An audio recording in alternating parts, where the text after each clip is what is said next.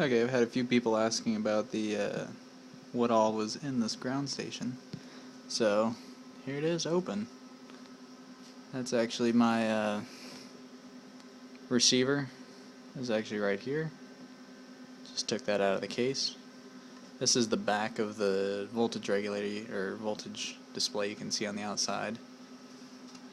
Down underneath here, there's a video splitter.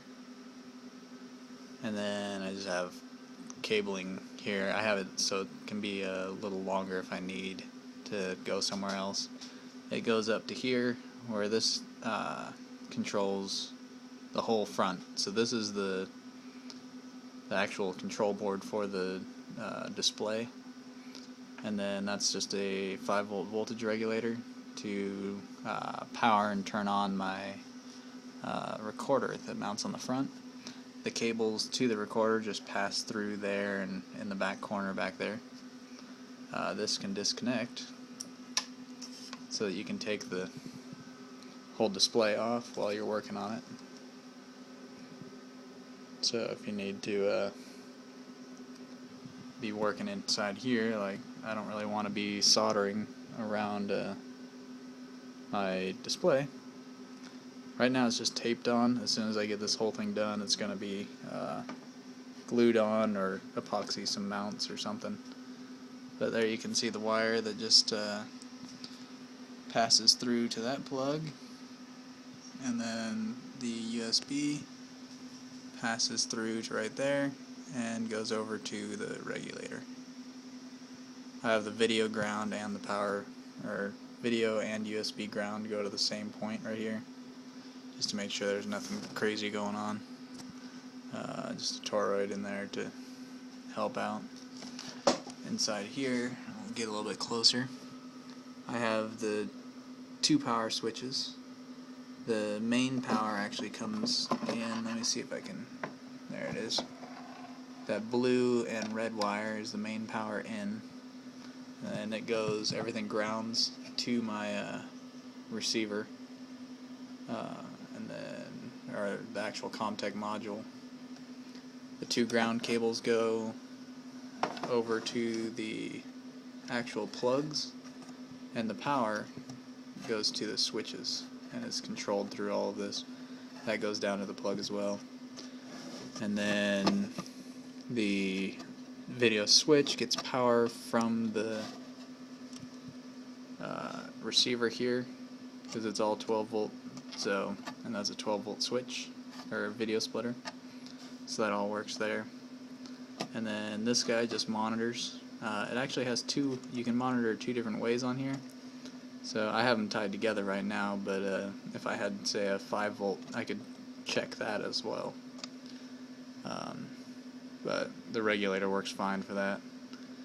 And that is about it. There's nothing really special inside here. The rest of the case over here is going to be for more receivers and the battery and everything. I'm going to put a LiPo in here that's going to have its own charging board and everything to maintain it. That way, this stuff, because if you put a LiPo in here without a control board, if you forget to shut it off, it'll drain it all the way to 0, blowing up your LiPo. You could potentially catch this whole thing on fire, or if you're lucky, just have a bloated LiPo in there that won't do anything. So putting an actual control board on there will let it charge correctly, let it discharge correctly, limit its discharge in case of a short circuit or something, and all of those. As soon as I get that in, I'll add a little more detail to this.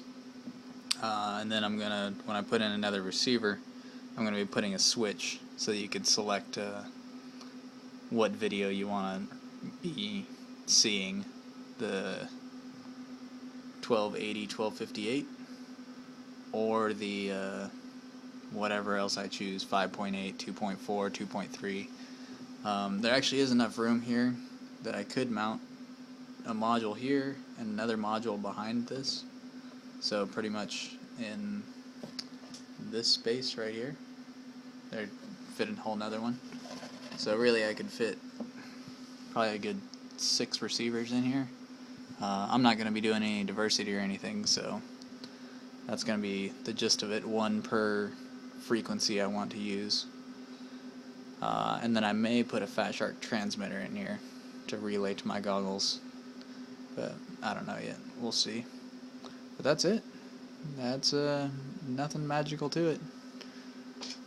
It's the Philips display that has its regular, well, can't see it in there, but it has its brightness controls and a volume out control. And then to cut this guy, I actually just scored the lines with a razor blade, drilled out the corners and snapped them out, because tried getting a Sawzall and a Dremel in there and it didn't want to cut right, so razor blading it and snapping it definitely gave me much straighter lines. So worked good. Okay, I hope it is informative. Thanks. Out.